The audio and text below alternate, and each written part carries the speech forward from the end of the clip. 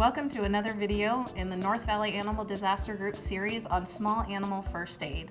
I'm Nancy Reese. And I'm Leah Critchfield. In this segment of the NAVDAG First Aid series, we will go over some severe emergency conditions that could be encountered as well as basic triage concepts. Some of these situations might not be something that you will see during a typical NAVDAG response, but could be encountered either in your, quote, other life or if you're deployed to a non-fire related event. The important thing to remember with most of these emergencies is to be able to recognize what is going on in order to seek advanced care.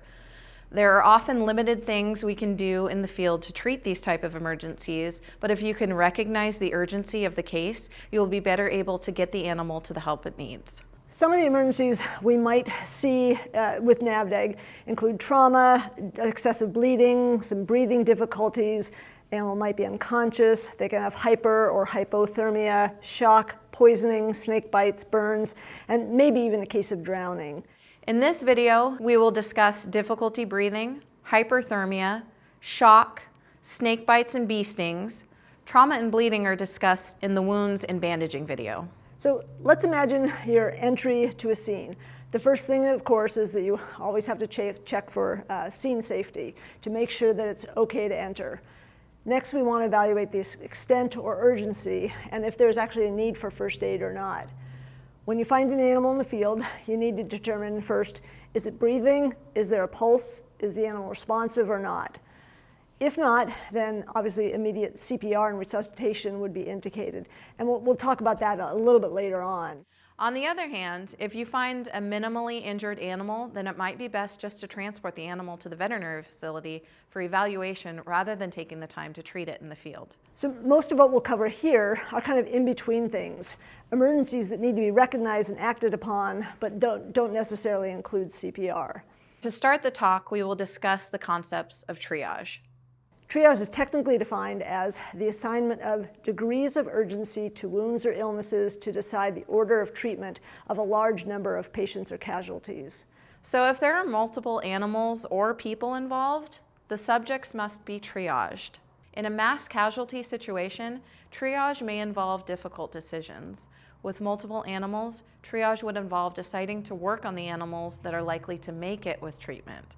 And this may not always be the most severely affected subject. A responder may have to skip treating the worst case if there is not a reasonable chance of treating successfully. This is the most difficult decision to make when triaging. Remember, it's not always the most serious case that gets treatment. It has to be the most serious case that has a reasonable chance of successful intervention. If you use up valuable time while attempting to treat a hopeless case, you may risk the savable cases from getting timely treatment. This is not something you would likely be faced with, but it is something to consider when evaluating decisions that are made in mass casualty events. Triage can also be applied within one animal. You want to treat the most severe injuries, if you're able to, first before moving on to the minor injuries in cases of multiple areas being involved. For example, you would want to do CPR if needed before even attempting to treat a bleeding wound. The goal in the field is to determine what needs immediate treatment or immediate evacuation versus what can wait longer for transport. Some examples of priority Class 1 triage cases include difficulty breathing, shock, penetrating injuries or impalements, heavy bleeding, heat stroke, or an unconscious subject.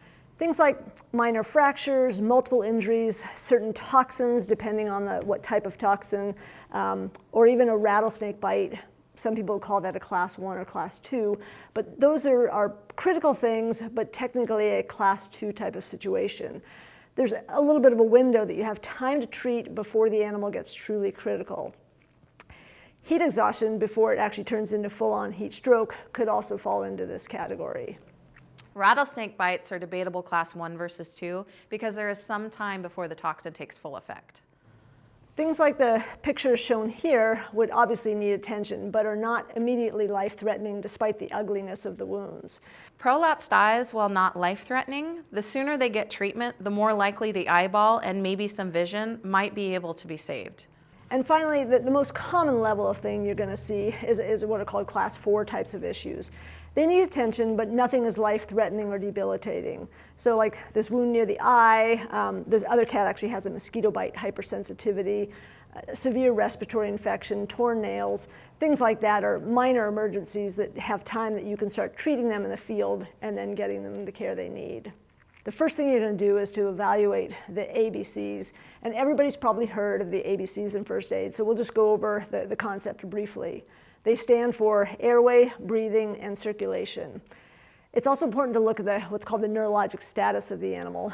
By looking at these 4 items, you're really determining if the situation is immediately life-threatening or it's stable enough to start working on. You're basically determining if this is a Class 1 triage situation or something less. Let's start with airway. You need to determine if the airway is blocked or not, and if so, is it positional versus obstructed by a foreign object? Obviously, if the airway is blocked, the animal will not be able to breathe, and that's a Class 1 emergency. If the airway is blocked, you may have to pull the tongue out first to help kind of open up that airway, but you can also do a Heimlich type of maneuver on the dog. The pictogram shows a sequence of one of the versions of the doggy Heimlich to dislodge a foreign object blocking the airway. If the dog is not too large, you can pick up the hind end while compressing over the abdomen to allow the object to come out with the additional help of gravity. Or intubate them or perform a tracheostomy if you absolutely had to in order to get them breathing again. The animal may need positive pressure ventilation if they are not able to breathe normally after the blockage is removed. This can be done by breathing for them using the mouth to snout or a breathing bag and a mask to inflate their lungs. So once you've decided the airway is not blocked, then you need to assess the quality and rhythm and character of the breathing, and that's the B and the ABC. You may hear abnormal respiratory sounds or recognize dyspnea, which is the word for difficult or labored breathing. But you want to assess the rate and rhythm and effort to the breathing to determine if it's abnormal or just an exaggerated normal. Sometimes it can actually be a little tough to tell. Animals that are in pain, fearful, or really anxious, they might pant excessively, but they won't have a true respiratory abnormality. Respiratory distress can cause a rate below or above the normal range, so it's good to practice watching normal breathing in your own pets in a variety of situations. We'll show several videos of animals in distress to help get a visual idea of the types of things you could see. For the C part, the circulation, we want to evaluate the heart rate, the heart rhythm, and perfusion, meaning how well the blood is actually getting to the tissues. We do this by checking the pulse, the mucous membrane color like in the gums, and the capillary refill time, which is pushing on the gums and seeing how long it takes for that pink color to return. The vital signs presentation will go over how to check these in more detail. Even though it's not an ABC, you want to look at the neurologic status, and the letters A, V, P, U are used to evaluate the level of consciousness. A for alert, normal. V, responsive to voice. P, responsive to pain. Or U, unresponsive. Any level other than that A requires immediate attention. Let's look at B, breathing portion, in a bit more depth. As I said earlier, we want to be able to recognize if the animal is truly abnormally breathing or just a variation of normal or an appropriate response to a situation. We need to differentiate panting and pain or stress from true dyspnea, difficulty breathing. The things on the left of the slide, those would more likely indicate a true respiratory problem. So you're going to see things like coughing or getting the whole body involved in the chest effort.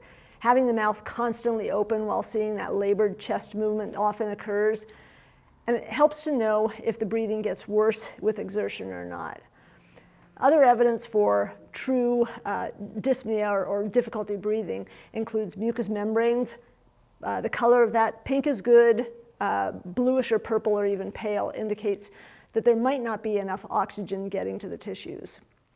In case of smoke inhalation, you might see singed hairs, and that would indicate that the animal is exposed to fire and smoke. So you are looking for additional clues to help determine if this is distress versus panting. Then on the right side of the slide, there's some examples of situations that will result in a markedly increased rate or panting, like stress, exercise, and heat, but you won't usually see the other signs in these circumstances. These are some classic signs that the animal might be having breathing problems. The neck will often be extended. You might hear some loud, weird sounds. The elbows might be stuck out from the chest. It's like they're really trying to expand that chest out. Or you might see very little chest movement despite a whole bunch of effort. There are other signs described here to recognize respiratory distress, and we'll show some videos to help see these signs in dogs and cats. The videos show good examples of wheezing, stridor, abnormal chest patterns, excessive effort using the abdominal muscles, the head and neck extended and the elbows stuck out, shallow breathing, and increased distress even when the animal's lying down. The type of noise you hear may help tell if the problem is an upper airway, larynx, trachea, windpipe, versus lower airways, deep in the lungs and bronchi. This is an example of wheezing, and that strained whistling, asthmatic type of sound that occurs when air is being forced through a narrow airway like the trachea. Wheezing can actually come from a couple of different areas of the respiratory tract, but this is a great example of listening to the sound.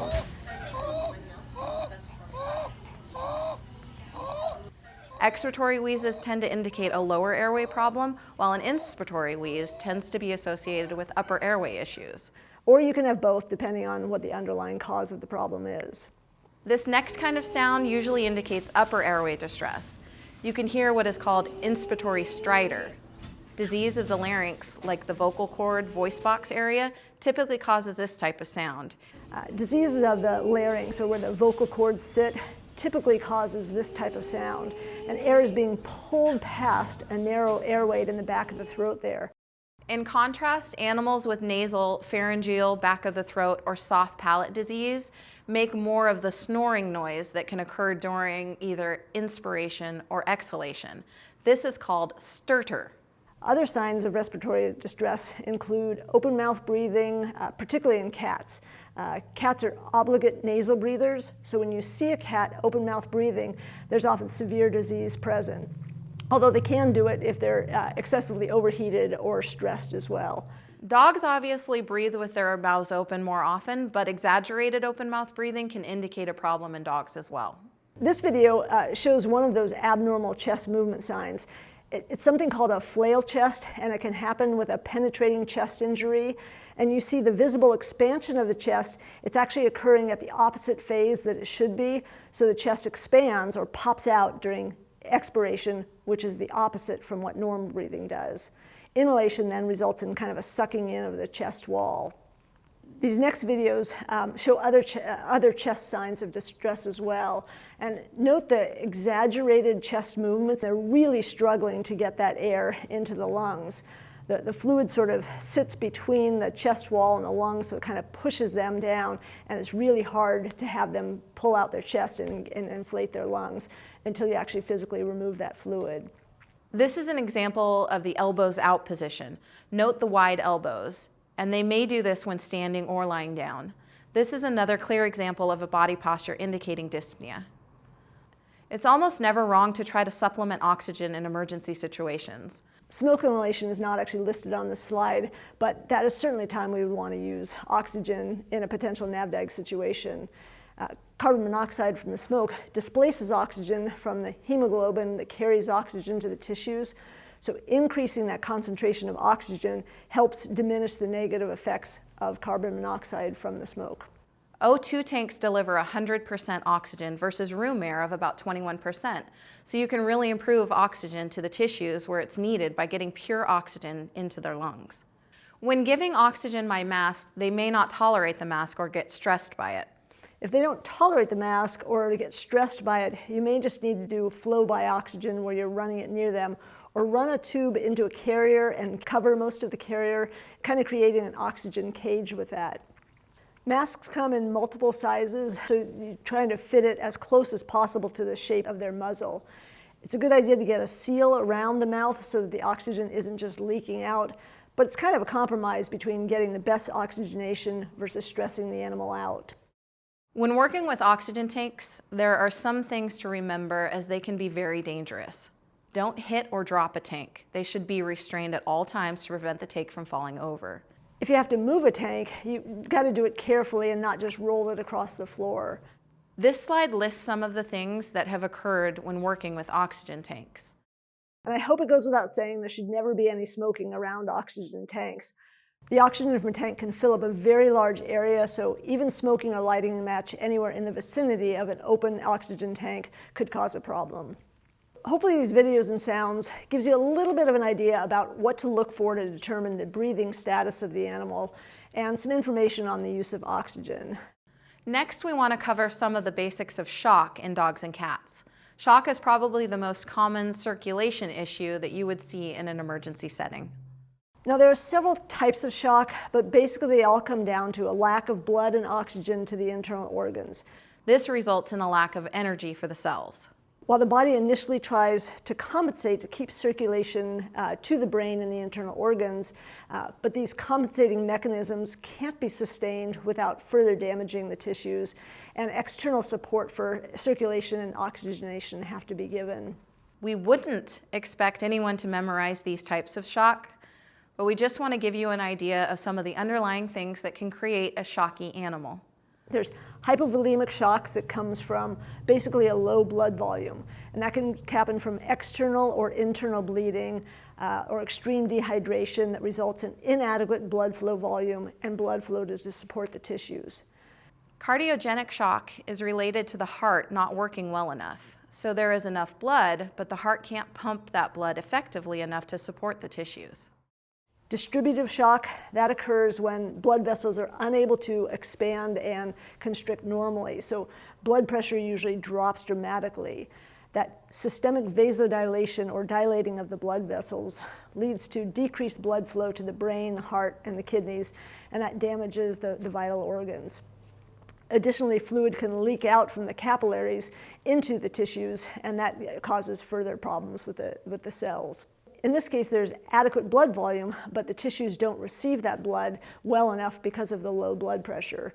Basically, the blood doesn't go where it needs to go. And this happens with massive systemic inflammation or sepsis, like an overwhelming infection, or some type of anaphylactic reaction. Obstructive shock occurs when blood is basically blocked from its normal routes, so a GDV or GI obstruction can put so much pressure on the other organs that blood can't flow to its normal areas. Metabolic shock, that can occur if the cell is basically normal, but it's unable to utilize that oxygen for energy production. And causes of that type of shock can include an extremely low blood sugar, cyanide poisoning, or something that damages the mitochondria of the cells. Hypoxic shock results from impaired oxygen delivery into cells, as seen in anemia, decreased hemoglobin concentration, decreased hemoglobin saturation, or respiratory disease. There might be enough blood around, but not enough oxygen is actually getting to where it needs to go. Now, of course, there's a lot of overlap in these types of shocks, and multiple types of shock are possible within an individual. General signs of shock vary from an early phase when the body is using those compensatory mechanisms to end stage. Initially, there might be a really rapid pulse and bright red mucous membranes. The heart is really trying to increase the pumping to the tissues. So the rate goes up, and you might feel that pounding pulse as the heart works harder to maintain blood and oxygen to the tissues. As shock develops further, the compensating mechanisms can't keep up with demand, and you might see a pale or even bluish color to the mucous membranes. The circulation is then being prioritized to the internal organs in the brain, so the peripheral or surface circulation gets sacrificed. The extremities will start to feel cold. The animal will appear weak and may have nausea and vomiting, thirst, shallow rapid breathing, or they may become restless and possibly aggressive. Eventually, the heart rate will slow down, the breathing will slow, they will lose consciousness and become unresponsive. And finally, they'll stop breathing altogether and lose their pulse. The organs affected, especially in an anaphylactic response, are called shock organs, and they are somewhat different between dogs and cats. In dogs, the GI tract and liver are considered the shock organs, while in cats, it is the respiratory system. So the signs that might be a little bit different in dogs versus cats, at least in the early phases of an anaphylactic or allergic reaction. A dog might start vomiting early on, while a cat might show difficulty breathing as one of the first signs. The things you might see on your physical exam could range from some or all of these, depending on the stage of shock. The gums might be pale pink, they can be gray, they can be white. The heart rate might be very high at first and then go very low later on. Respiratory rate that is high or very slow, labored. Weak pulses or bounding pulses. Limbs feel cool in comparison to the rest of the body. Their mentation or their awareness often seems inappropriate. A dog may be really restless or depressed or weak. We won't go into step-by-step treating of shock because we really don't have the equipment needed in the first aid environment. The most important thing is to recognize the signs so you can get the animal to a treatment facility. You would want to keep someone with the pet at all times if possible and give oxygen by mask if available, safely handling the tank, of course. You could put a folded blanket under the lower half of their body to encourage blood flow to their heart and brain. But the biggest thing is these guys really need to have intravenous fluids to help their circulation and blood pressure. The progression of shock or breathing issues can eventually result in cardiac arrest. This is when CPR would be indicated. CPR is not included in this video as it is a hands-on course. We will likely have an in-person class in the future. However, there is an excellent introductory course listed here, and there are some courses that you can get certified in animal CPR as well. Let's move on to a few other relatively common types of emergency where first aid would at least be considered. The first one we'll talk about is heat-related emergencies, both heat exhaustion and heat stroke. The first thing to note is that dogs are very susceptible to heat-related illness. Some of the predisposing factors includes dogs are often out exercising or working in hot weather, and we may not consider their heat level if we aren't doing the equivalent amount of workload in that same heat. We often are playing with our dogs outside while they're doing all of the work. Their anatomy can also greatly add to their heat susceptibility. The brachycephalic or short-nosed dogs, they're at super high risk because they can't eliminate heat through their breathing as well as other dogs. They have multiple areas of their breathing system that make them unable to breathe well, so it inhibits their ability to pant enough to cool off. A long-haired coat can add a heat burden in some cases. While a layer of hair may protect against the radiant heat from the sun, a long coat will also trap body-generated heat that needs to escape. Lack of acclimatization. A husky just imported from Alaska is not going to be used to the California summer temperatures. Or a dog that is not in good condition, like the couch potato or weekend warrior type of dog, they're going to have more trouble with the heat. An obese dog will have less ability to cool off when trying to exercise as well. And they tend also not to be used to exercising as much, so the obesity can really compromise their lungs. A limited access to water or lack of willingness to drink when out will of course contribute to heat issues as well. And then we're all familiar with the problems of enclosed spaces, especially cars. But being overheated can happen in a kennel or a building if there's not adequate air circulation too. When thinking about heat-related issues, it is helpful to know how cooling normally takes place. There are 4 general mechanisms to cooling. Convection occurs when heat is carried away from the body via moving air. So like a fan blowing across a body is an example of convection cooling. Conduction is the process of losing heat through physical contact with another object. So the heat is transferred from that body to a cool metal surface, and that would be an example of conduction. Radiation is a form of heat loss through infrared rays. This involves the transfer of heat from one object into the air. If the outside air is cooler than the body, even with no wind blowing, some heat will be, quote, radiated out of the body into the air. And then evaporation is the process of losing heat through the conversion of water to gas. The evaporation of hot saliva in a dog will help to cool the dog down. This is one of the reasons dogs pant when they're hot. Evaporation of sweat on a human is our major way of cooling ourselves. And while dogs and cats do sweat a bit, it's only through their feet, and it's not an effective cooling source for them. So evaporation by panting is really the most important normal cooling mechanism for a dog. And the other mechanisms listed are ways that we can help cool them down. Hyperthermia issues, they become apparent when those innate cooling mechanisms are overwhelmed. Heat exhaustion versus heat stroke. Heat exhaustion usually comes before heat stroke, and heat exhaustion is the exposure of the body to excessive heat. Heat stroke occurs usually when the body temperature starts to become greater than 105 degrees Fahrenheit for a dog. Normal dog temperature usually goes from about 99 to 102.5, so when you get over that 105 is where you start seeing the signs of heat stroke. Heat exhaustion might present as panting constantly or faster than normal, hyperventilation. Dehydration, which could show as dry nose, visible tiredness, sunken eyes, and a lack of urine. A heat-exhausted animal might have excessive drooling, which they might have bright red or gray or purple or even bluish gums. The pulse might be rapid, their muscles might tremor a little bit, and they might be pretty tired looking and weak. Once they go beyond exhaustion and develop heat stroke, you start to see the signs listed here that include actual difficulty breathing versus just breathing fast and hard, collapse, bloody diarrhea and vomiting, seizures, and eventually death. The absolute best treatment for heat stroke is prevention. If you see early signs of heat exhaustion, you'll be much more successful if you can prevent it from developing into heat stroke. Cooling techniques include getting into shade, fanning over the body, getting the dog to lie on a cool surface, applying cool, wet wraps over the neck, armpits, groin, or feet. The areas with less hair helps with that heat conduction, and you might even get some evaporation of heat from the towels, which will then become cooler than the hot animal.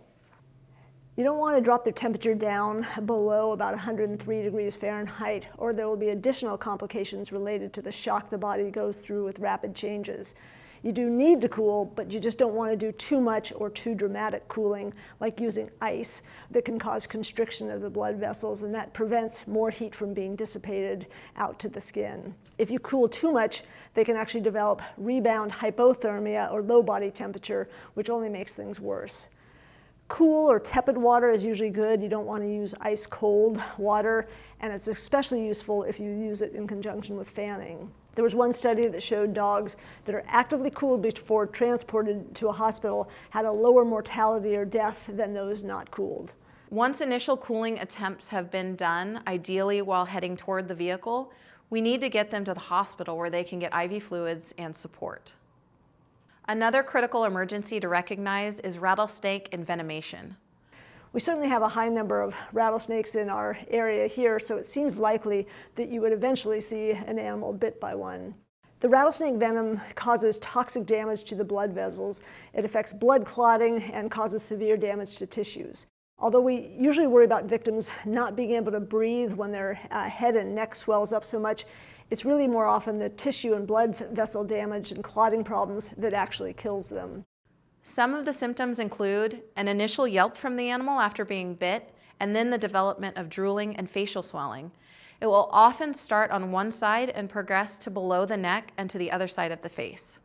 You may see bruising or even bleeding where the fangs punctured. Of course, if the animal gets bit on the leg, that is the area that would start to swell first. In the field, there really isn't much to do for a snake bite. I mean, everybody wants to give Benadryl, but there's no real evidence that this actually helps. That being said, it doesn't hurt, and I'd do that if I didn't have any other options. Pain control is important, but that gets complicated for definitive treatment because of interactions among potential treatments. This list has several things not to do. You certainly don't want to apply ice or tourniquets to the area. You don't want to attempt to capture the snake. You don't want to slash or suck out the venom. You don't want to administer any medications other than maybe the Benadryl that we talked about, and maybe some pain medications if instructed to do so. But transport and giving antivenin is really the most important treatment available. Antivenin is the best treatment, although it is cost prohibitive for some and not available everywhere. And they can have complications during the administration of it. But for severe bites, there's really no better treatment than the antivenin. There are a couple of versions out now, so it is a little bit more available than it used to be. One of the hardest things is really knowing which bites will become severe enough to require the antivenin. There could be dry strikes, and those wouldn't necessarily need antivenin. Some cases can have a whole bunch of swelling, but they don't develop the toxic complications. And then some less bad-looking bites that actually can develop more complications and cause death. So there's always a gamble if you're choosing not to use antivenin with the rattlesnake bites. Bee stings can look like rattlesnake bites in the animal, but you won't usually find the bleeding or bruising initially, and they tend to be a bit less painful. There are cases, however, that bee stings can have a bad secondary reaction, and there are reports of having an immune system disorder where they destroy the red blood cells secondary to being stung by a bee. Or you can have an anaphylactic reaction like some people do. And then now we've heard about murder hornets, so who knows what they might cause. It can be hard to tell a rattlesnake bite versus a bee sting. Bee and wasp stings don't usually have bruising or bloody drainage that a bite might. Hives can occur from other allergic reactions too, so it doesn't always mean bee sting. Stings usually will respond to antihistamines like Benadryl. By injection or by mouth if they're not too painful, or they respond very well to steroids. With rattlesnake bites, it is very controversial to give steroids. They're certainly indicated if they're having a reaction to the antivenom, and some people still give steroids for the straight rattlesnake bites instead. And I've seen a lot of animals get that and survive just fine. But it's generally now recommended not to use cortisone-like drugs for snake bites. But for insect stings, they're great. There are, of course, many other types of emergencies we could cover. Our goal has been to present some of the high priority, first to triage types of cases in this video. You'll find other videos in this series as well as other training videos on the Animal Disaster Group website and YouTube channel. I'm Nancy Reese. And I'm Leah Critchfield. Thank you for joining us.